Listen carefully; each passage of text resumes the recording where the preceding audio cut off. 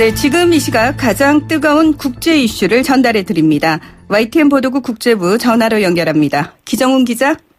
예, YTN 국제부입니다. 네, 이 삼성전자 이재용 부회장이 일본에 갔네요. 일본의 수출 규제 조치와 관련된 거겠죠? 예, 그렇습니다. 이재용 삼성전자 부회장은 어젯밤에 항공기 편으로 일본 도쿄 하네다 공항에 도착했습니다. 동행한 임직원은 없었고요.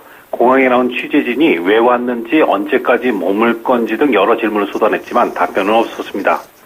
어제 김상조 청와대 정책실장과 주요 총수 기업의 만남에 참석했는지에 대한 질문도 했는데요. 역시 대답하지 않았습니다. 네네. 이 부회장은 공항 청사를 나와서 대기하던 승용차를 타고 공항을 떠났습니다.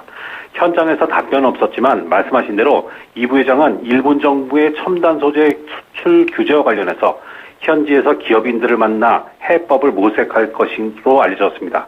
이 부회장은 일본 경제계 인사들과 회동해서 일본의 첨단 소재 수출 규제에 관련한 대책을 논의할 할 것으로 전해졌습니다. 이 부회장이 직접 출장에 나선 것은 일본의 수출 규제가 삼성의 직격탄이 될 수 있기 때문입니다. 규제 품목 대부분이 반도체와 디스플레이 생산 과정에 꼭 필요한 소재입니다. 특히 폴리이미드는 출시가 임박한 갤럭시 폴드의 디스플레이를 보호하는 필름의 원재료입니다. 이 부회장의 출장이 최근 방한한 손정희 일본 소프트뱅크 회장과 만난 직후라는 점에서 손회장 조언이 작용했을 것이라는 분석도 나오고 있습니다. 당시 손정희 회장은 이 부회장을 비롯한 그룹 총수와 회동한 뒤에 일본의 수출 규제에 관련한 논의가 있었다라고 밝힌 바가 있습니다. 네, 이 아베 총리도 한마디를 했는데 결국은 우리 정부의 대북 제재를 믿지 못하겠다는 논리라고 할 수 있겠죠? 예, 그렇습니다. 아베 총리 요즘 하루가 멀다 하고 한국을 못 믿을 나라로 깎아내리고 있는데요. 이번에는 한국에 대한 수출 제재와 북한과의 관련성을 시사했습니다. 일본 후지TV가 마련한 국회의원 선거 관련 여야 당대표 토론회였는데요. 네네. 아베 총리 말은 이랬습니다. 한국이 대북 제재와 이와 관련된 무역 관리를 확실히 하고 있다고 주장은 하지만 징용 문제에 대해서 국제적인 약속을 지키지 않는 게 명확한데 무역 관리도 제대로 하지 않는다고 생각하는 게 당연한 게 아니냐. 이런 말이었습니다. 한마디로 말씀드리면 징용 문제에서 못 믿을 한국인이 대북 제재도 못 믿겠다. 이런 논리죠. 그동안 일본 정부는 수출을 규제하는 이유로 한국의 잘못을 지적해 왔는데요. 그게 북한과 관련이 있고 이는 안전보장상의 문제라는 뉘앙스를 남긴 겁니다.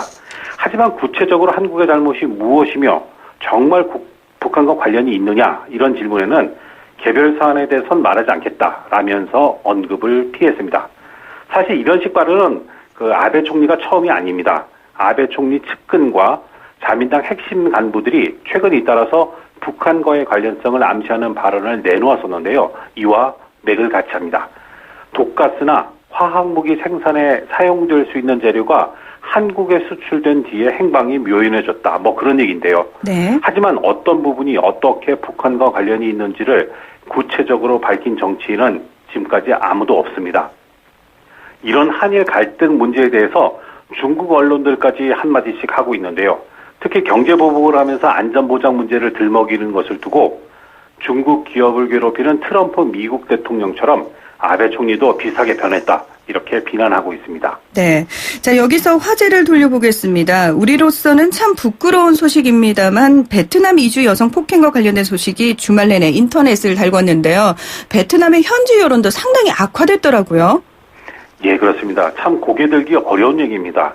베트남에서 온 이주 여성 아내가 한국인 남편으로부터 무려 3시간 동안 폭행을 당한 일인데요. 네. 전남 영암에서 있었던 일입니다. 주먹과 발, 소주병까지 써서 마구 폭행을 했습니다.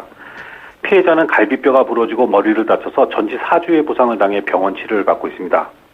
이게 정말 황당한 것이 때린 이유가 우리말이 서툴렀기 때문이라는 겁니다. 네. 물건 가져오라는데 다른 거 가져오고 자기 앞에서 베트남어로 얘기하지 말라는데 자꾸 베트남어로 얘기한다. 가해자 남편은 경찰 앞에서 이렇게 얘기했다고 합니다. 어쨌든 남편은 경찰에 붙잡혀서 조사받고 있고요.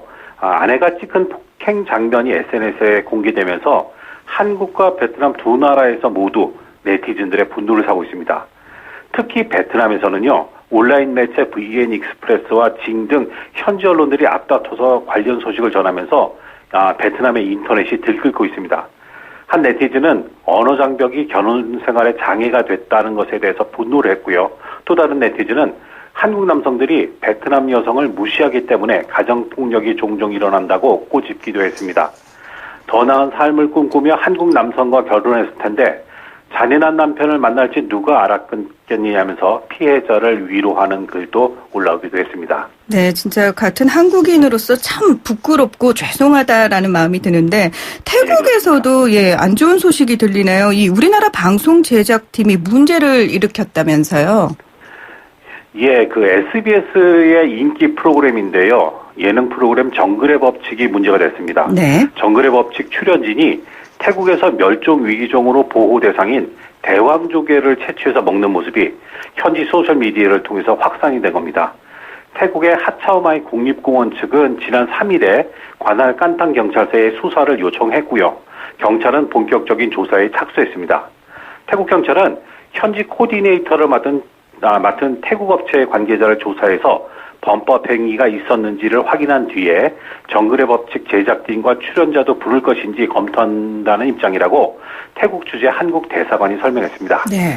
하차오마이 국립공원 관계자는 대왕조개 채취가 국립공원 일부인 안다만해 인근에서 이뤄졌고 현지 코디네이터 업체가 국립공원 야생 동식물 보호국에 촬영 허가를 요청했었다고 밝혔습니다.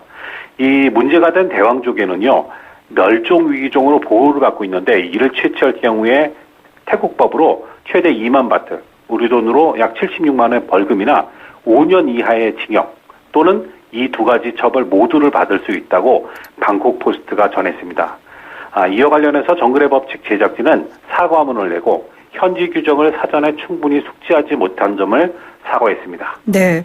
최근 우리나라 방송 프로그램들이 외국에서 제작되는 경우가 상당히 많은데 이런 부분에 좀 더 주의를 기울여야겠다라는 생각이 듭니다.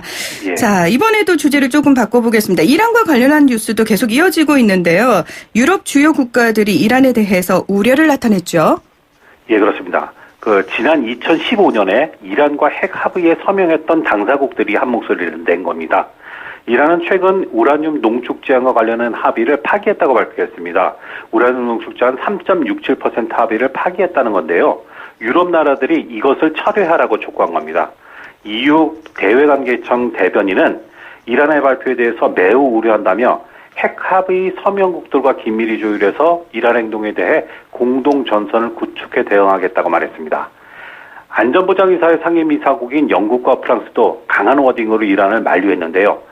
영국 외무부는 합의상 의무사항에 어긋나는 행동을 원상복구해야 한다고 촉구하면서 이란이 합의를 깬다면 매우 심각한 결과가 있을 것이라고 경고했습니다. 프랑스 외무부도 포괄적 핵 합의에서 규정된 의미로 어기는 모든 행위를 중단할 것을 강력히 촉구한다고 밝혔고요. 독일 외교부 대변인도 이란이 핵 합의에 어긋나는 활동을 중단하고 이를 철회할 것을 강력히 촉구했습니다.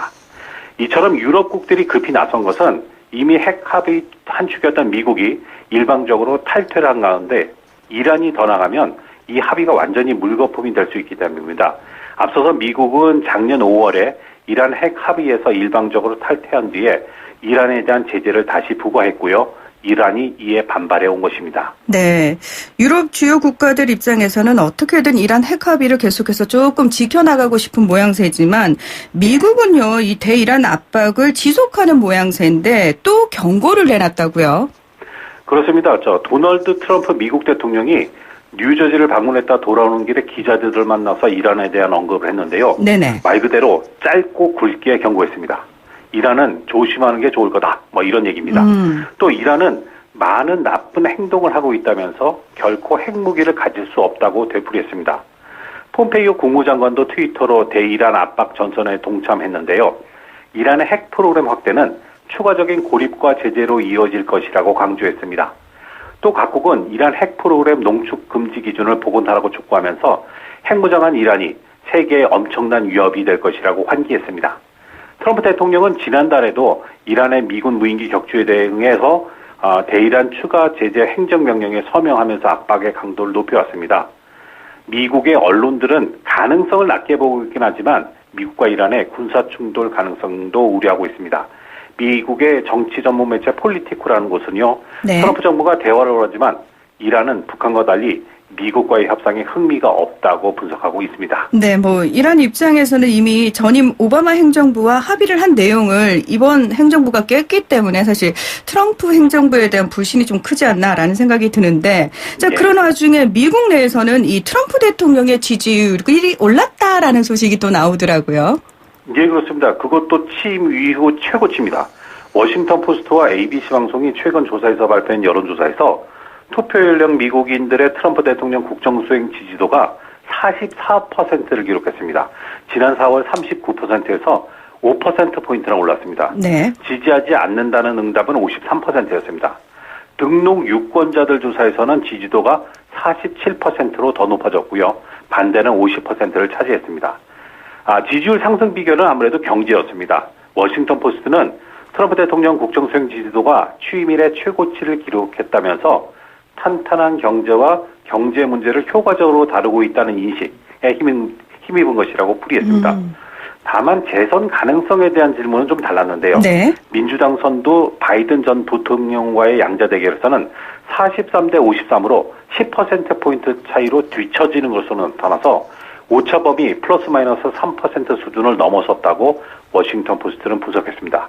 이번 조사는 지난달 28일에서 이달 1일까지 1,008명의 미국 전국 성인 남녀를 대상으로 전화 면접 방식으로 이루어졌습니다. 네. 지난 한 주 사실 미국 내에서는 굉장히 많은 이슈들이 있었는데 그중에서 하나가 지난주 이 미 서부 지역 강진 소식 때문에 친척분들 또 지인분들 걱정하신 이 한국에 계신 분들 많으셨을 것 같습니다. 어떤 피해가 있었나요? 예, 다행히도 지진 강도에 비해서 피해는 크지 않았습니다. 미국 캘리포니아 남부에서 지난주에 규모 6.4와 7.1 강진이 연이틀 발생을 했었는데요. 여기저기 건물이 부서지고 불나는 재산 피해와 여러 명의 부상 소식이 있었습니다만 사망자나 이런 큰 피해는 보고되지 않았습니다. 네네. 다만 20년 만의 강진이었고 또 여진이 계속되고 있거든요. 그래서 여러 사람들 놀라게 했었는데요. 네네. 미 지질조사국은 향후 몇 주 안에 규모 7.0 이상의 강진이 다시 발생할 확률을 1%대로 떨어졌다. 이렇게 밝혔습니다. 이게 무슨 뜻이냐면 지난주에 규모 7.1의 강진이 발생한 그 5일 규모 7.0 이상 강진이 다시 닥칠 확률을 6%로 잡았었거든요. 네. 근데 그것을 바로 그 다음날 3%로 낮춰 잡았다가 이것을 다시 1%로 다시 낮춘 겁니다. 지난주 지진이 캘리포니아주, 브레골이라고 하죠. 네. 그 캘리포니아주의 샌 안드레아스 단층에 영향을 미쳐서 대지진이 진짜 오는 게 아니냐. 이런 우려가 확산하고 있었는데 그나마 좀 다행스러운 예측이라고 그렇게 볼 수 있겠습니다. 네. 자, 지금까지 YTN 보도국 국제부 기정훈 기자였습니다. 오늘 고맙습니다. 예, 감사합니다.